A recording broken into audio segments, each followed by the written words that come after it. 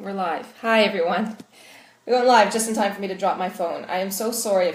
I had this really cool program, and I was really excited about sharing my screen with you guys, but it's not working properly. So I have to look into that, but I don't want to miss this opportunity to share with you the ideas that I put together for all you mamas with 2-year-olds, 2.5-year-olds, 3-year-olds. This is for you. Even if you have just young kids under 5, this is going to be really useful for you to get a sense of how to teach your kids to cooperate without, losing it on them.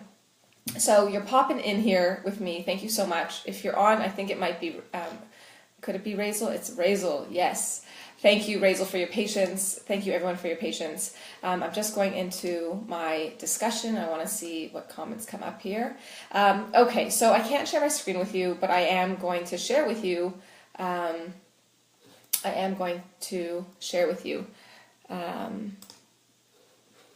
What I've come up with. Okay, so how to discipline your 2-year-old. Okay, so what we're going to talk about here.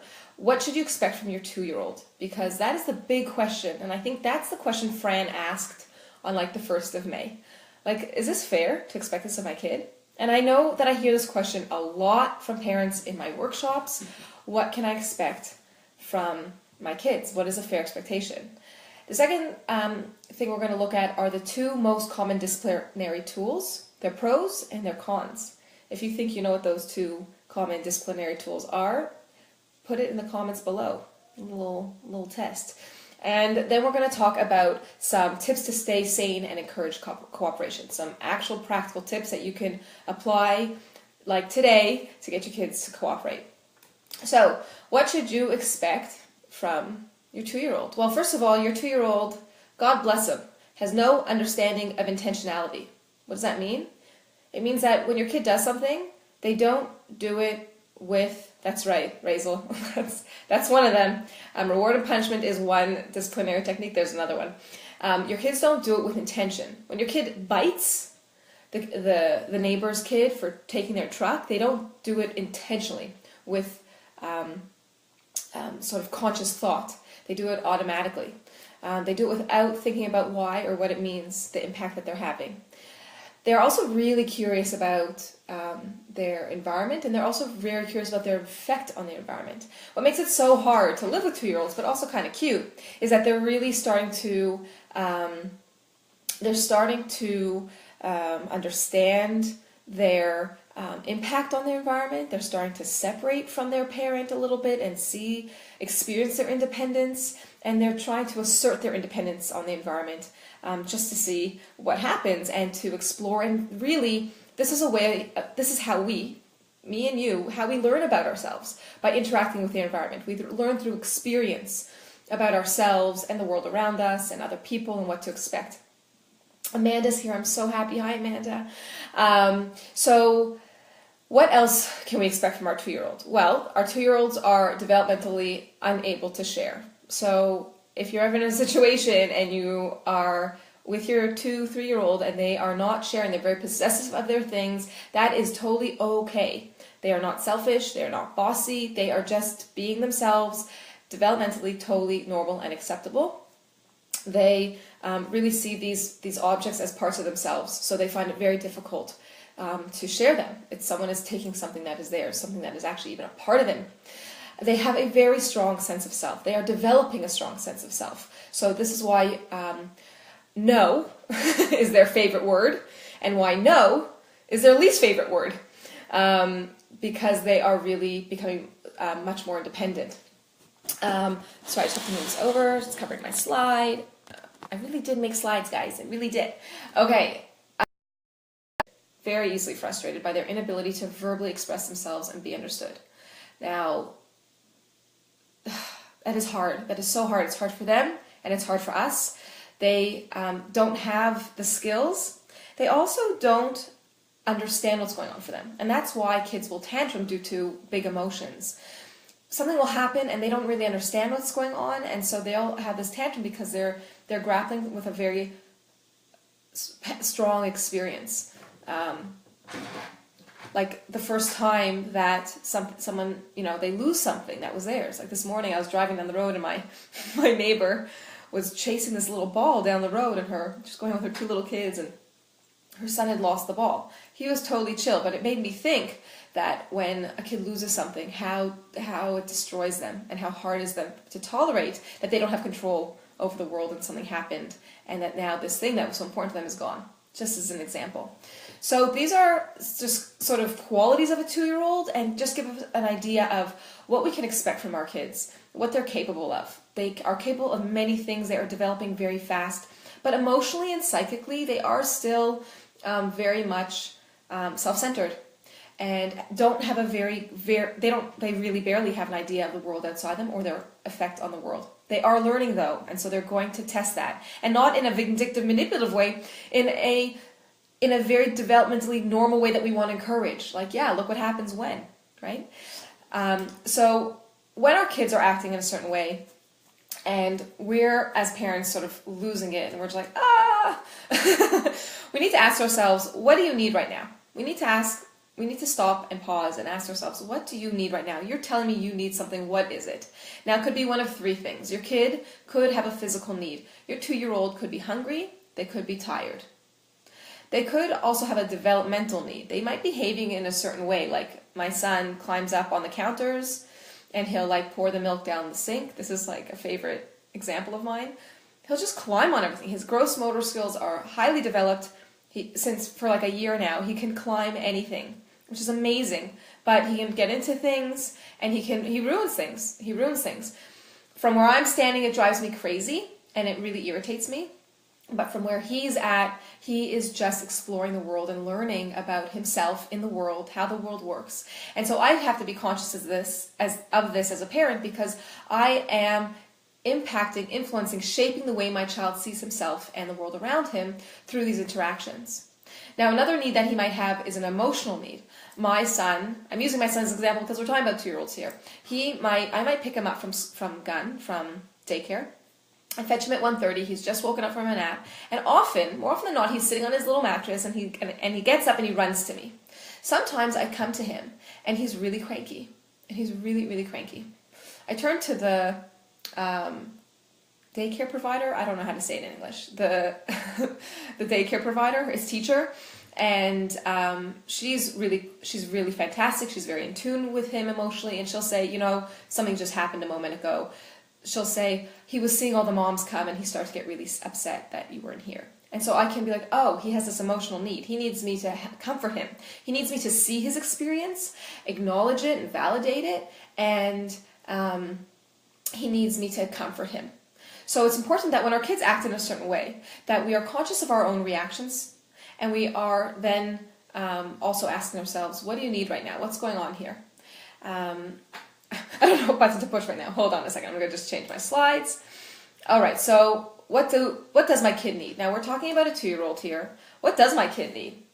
All right, so your kid needs, especially at this stage, as they're developing their sense of independence, it's really important that they have the space to experience themselves, but they also need to have boundaries. They need to be safe. Fran said, my kid's at the beach and she runs off. I mean, we need to keep our kids safe, and we also need to boundaries. We need to keep ourselves sane, right? Like, no, you cannot do this right now. Like, I'll say to my kids sometimes, like, no, you can't paint. We're not doing painting.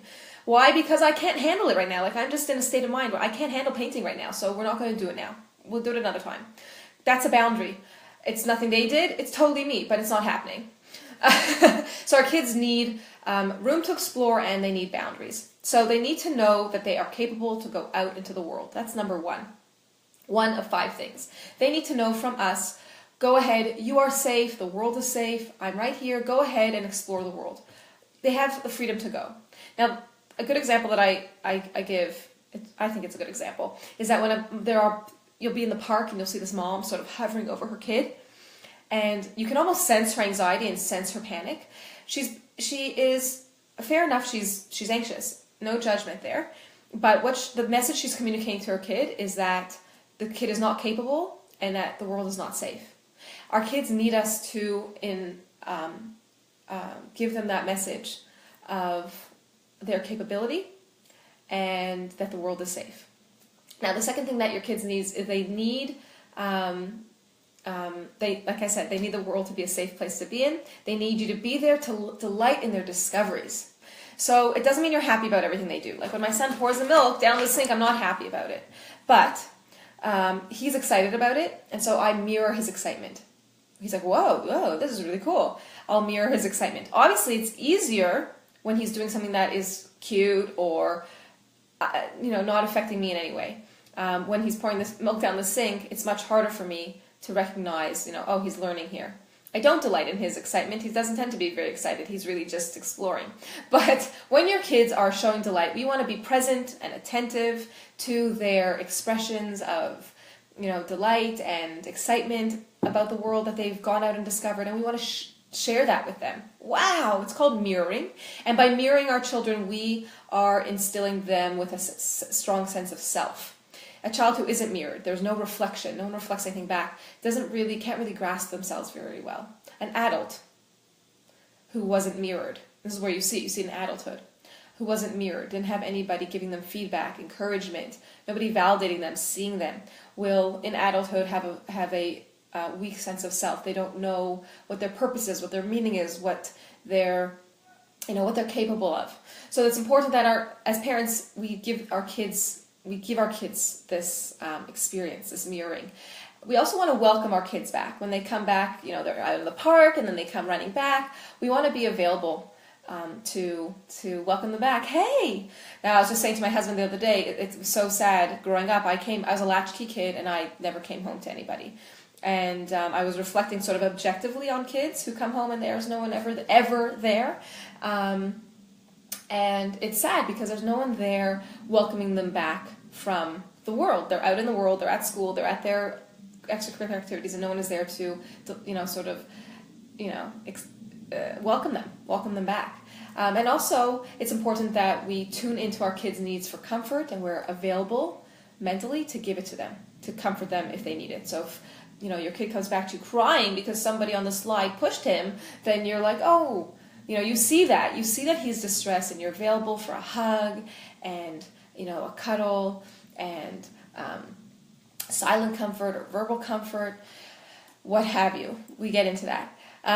So another thing we need to ask ourselves is, what do I need? Because as I mentioned, when our kids, our toddlers especially, sort of are doing their thing, we have a reaction to it, right? I do. Like, the milk! Like, you're climbing again! Ah! And while I understand that this is okay, it's normal, there's nothing actually wrong with him. It's really frustrating. It invokes a reaction in me. And so I need to ask myself, what do I need? I need to be sure that I'm in touch with myself in general as a parent so that I can be available for my kids. Because the key to connecting to your kids is being connected first and foremost to yourself. It's brain works here. It's the part of our brain that is wired to connect, to empathize, to have compassion, demonstrate kindness, morality, basically to see the experience of another person, is only cannot function in a state of stress. And so we need to tap into ourselves and make sure that our needs are met, that our stress levels are low, and by doing that we actually activate that part of our brain. So not only do we feel calmer and more in touch with ourselves, but we are also activating the part of our brain that allows us to connect to our kids. So asking yourselves, what do I need? And figuring out what that is and developing your self-awareness is super important to educating your kid, your 2-year-old, on cooperating and nurturing their independence and just their self-development. Now let's talk about the 2 most common disciplinary tools and their pros and their cons. Now, Razel, Ahuva, I think you said reward and punishment as if they were 2, but those are actually, that's 1, rewards. So that is it is classical behavioral modification. You think of Pavlov's dog who, heard the bell and got a treat, and then eventually just the sound of the bell would make him salivate because the bell was paired with the food. It's classic behavioral training. There's also timeouts. Timeouts are a disciplinary tool that are commonly used by parents, and we're going to talk about them. First, let's talk about reward charts. So the pros of reward charts. The pros, well, it can be an effective way to get my kid to do what I want them to do, to complete a task. And yeah, they seem really great because you get done what you want to get done. However, these tools, these behavioral modification tools, are not so simple. And as one of my professors told me in my undergraduate degree, most parents do them wrong. Most parents don't do them properly, and so they are ineffective and they actually can backfire. So one example is that if you give your child, and this happened to me with my first child, you give them, was it my first or my second? I can't remember. You give them a sticker for going to the potty. But what if they go, but then what if they have enough stickers? Then they don't want any stickers, so they won't do it. Now they won't, they'll go and they'll pee on the floor like they had always been doing. This is an example. This is an action example that my daughter did. But what did happen was that, and many mistakes parents make is that, hi Daniela, a lot of mistakes parents make is that they're not clear about the boundaries of the behavior and what they want, what they don't want. And then you'll have kids, this was the example, you get a sticker for peeing on the potty. But what if I sit on the potty and I don't pee? Well, wait a minute, that is a desirable behavior. That's really great. Wait, do I give that a sticker? Uh-oh, this is a mess. And it gets very messy, and it's inconsistent, and it sort of backfires. So the con is that it backfires, but more than that, studies have found that the more you reward people for doing something, the less interested they are in whatever they had to do to get that reward. And that's just, that's the studies, guys. Like that is, and we're teaching our kids, quite possibly, we are giving our kids the message that you do things to get things. So I would love to hear your reactions on this, because I know that a lot of parents rely on reward charts. So this is a really great discussion. If you have some thoughts, love to hear them. Let's keep it respectful and peaceful. Timeouts. They're the pro. Well, it gives a kid a time to settle and calm down, right? You just have some separation to settle and calm down. The cons are many. First of all, they're often used as a punishment, and which defeats the purpose of helping a kid calm down and to settle, because they're now in a state of punishment. And when they're in a state of punishment, it invokes in them a state of alarm. And when they're in a state of alarm, they're anxious, and often they experience frustration. And this frustration is why you see a lot of kids not tolerating the timeout, but fighting against it.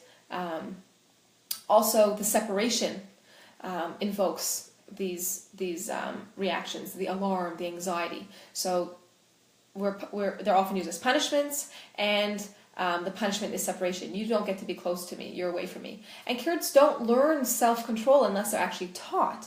We need to actually teach our kids tools to manage their emotions. And you want to know what the key is there?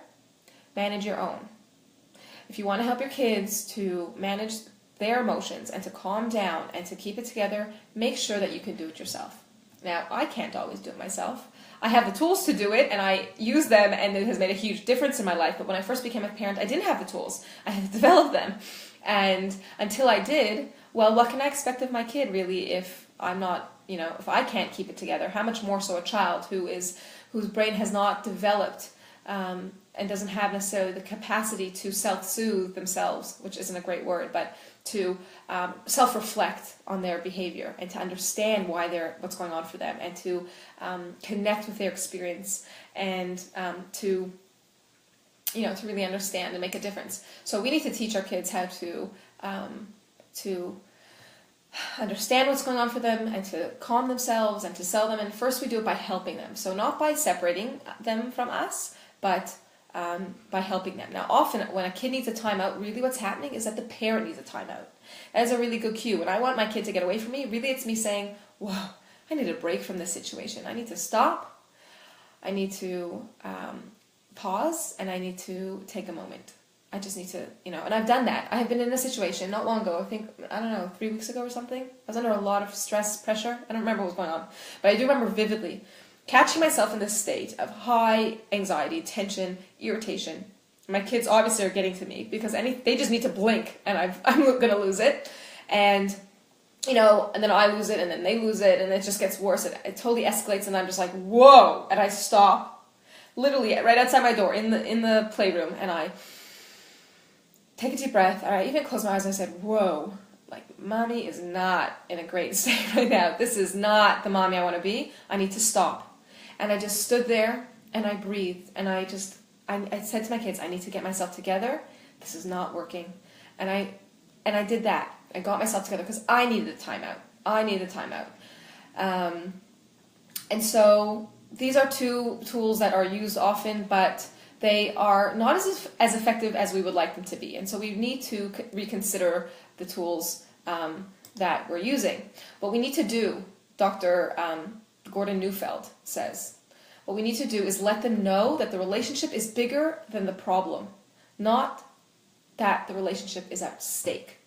Our kids need to know that there's nothing they can do that will make us reject them. There's nothing that they can do that will make us leave them. There's nothing that nothing they do will risk losing us. They will always have us.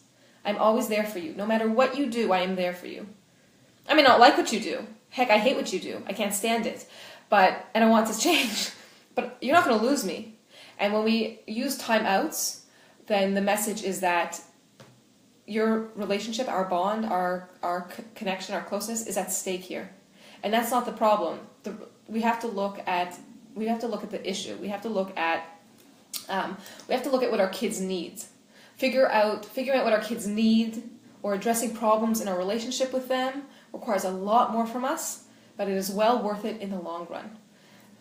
We need to consider with these 2-year-olds big picture that we're trying to raise, happy, healthy, successful kids, teenagers, adults, individuals who have high self-esteem, who are connected with themselves, can connect to others, form bonds with other people. Now, let's finish up with some tips to stay sane and encourage cooperation. All right, because I've given you 2 tools that you might have been relying on that may not be the best. I'm cautious to be like, don't use them. I don't really think they're effective. I really don't think they're effective. As a psychologist and a mother, I don't find them effective. And I think there are better ways. I think there are better ways that we can interact with our kids and in so doing nurture our relationship and their sense of self. It's not easy, but it's more effective, and the effects are long-term. The benefits are long-term. So first and foremost, you want to choose your battles with your 2-year-old. And that, of course, takes conscious thought, and you want to reflect on the big picture. If you're in a state of stress and anxiety, it's quite impossible to do that, and so you need to learn how to bring your awareness to yourself and to calm